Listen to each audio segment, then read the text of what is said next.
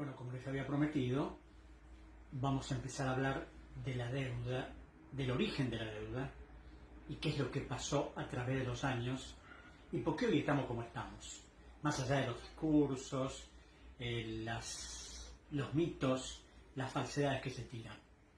En 1982, mi padre, en el mes de abril, inició una denuncia en la Justicia Federal para que se investigara todo el proceso de endeudamiento de la dictadura militar, centrándolo principalmente en el ministro José Alfredo Martínez de Oz.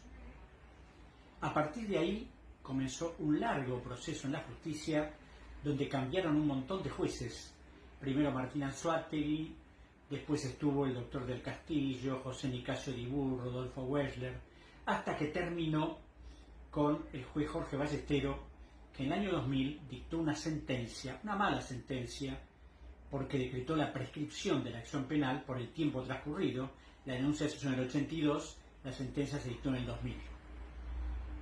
Y por supuesto la prescripción significó que zafaran todos. Pero lo importante es lo que se documentó en ese enorme juicio, lleno de pruebas, pericias, testimonios de funcionarios, la declaración indagatoria del ministro Martínez de Oz, todas las pruebas que se fueron acumulando año a año como un testimonio irrecusable de lo que pasó en esos años.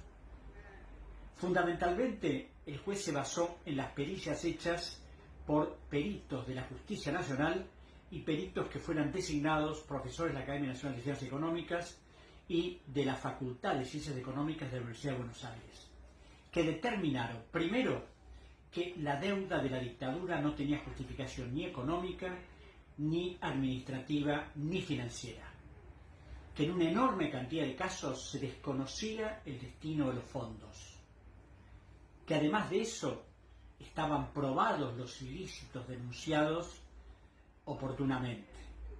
Y aquí, a través de la investigación, se pudo ver cómo eran los mecanismos de la deuda.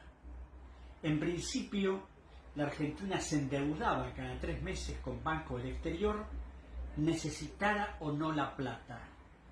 ¿Para qué? Para mantener un elevado nivel de reservas en el Banco Central, con una particularidad. Se pedía, por ejemplo, $200 millones al Chase Manhattan Bank y el banco cobraba una tasa de interés del 7%. Pero la plata no venía a la Argentina, se quedaba en el mismo banco. Y por quedarse en el mismo banco, el banco le pagaba a la Argentina una tasa del 4 o del 5. Es decir, por una plata que no veíamos, pagábamos todos los años un interés determinado. Pero claro, en el balance del Banco Central figuraba como un asunto contable.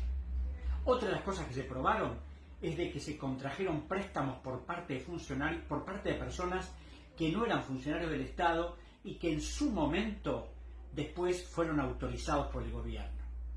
También, entre las cosas que se demostraron, es que Guillermo Walter Klein, que era el segundo de Martínez de Oz, era secretario de Programación y Coordinación Económica, había llegado al poder siendo representante de un solo banco, el Skilda Bank de Suecia.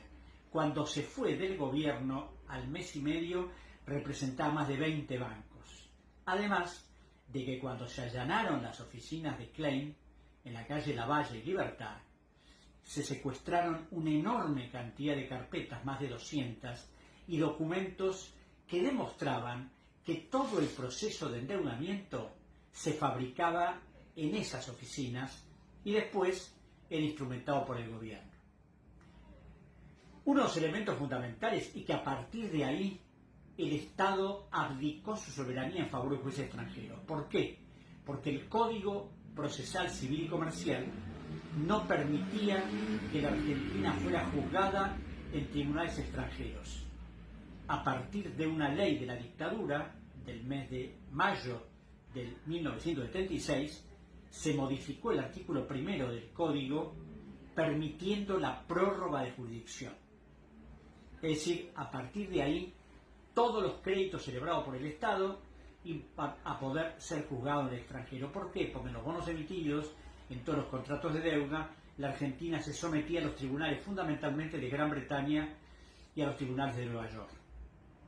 A esto se suma que una enorme cantidad de esa deuda dejada por la dictadura, 45.000 millones de dólares, casi el 40 o 45% era deuda de empresas privadas estatizada en 1982 por decisiones de 3 presidentes del Banco Central. Primero el doctor Egidio Yanela, segundo el doctor Domingo Cavallo y tercero el doctor Julio González de Solari. Entre las cosas insólitas que mostró la investigación es cuando el juzgado pidió al Banco Central que le informara dónde se ponían las reservas internacionales. El Banco Central informó que se ponía una libreta negra, así como la doble contabilidad de los viejos almaceneros, una libreta que, bueno, ellos solo manejaban, así se manejaba el Banco Central. Esto sin contar cómo se fue modificando la estructura del Estado a través de leyes fundamentales, como la ley la ley de entidades financieras, la ley de inversiones extranjeras, la reforma de la Carta Orgánica del Banco Central, que cuando estaba el general Perón en 1973, el Banco Central controlaba todo el sistema. Al modificar la Carta Orgánica, todos los bancos podían hacer lo que quisieran, cobrar los intereses que quisieran, ofrecer los intereses que se les diera la gana, a través de todo un proceso que determinó la expansión del sistema financiero y después la quiebra de una enorme cantidad de bancos.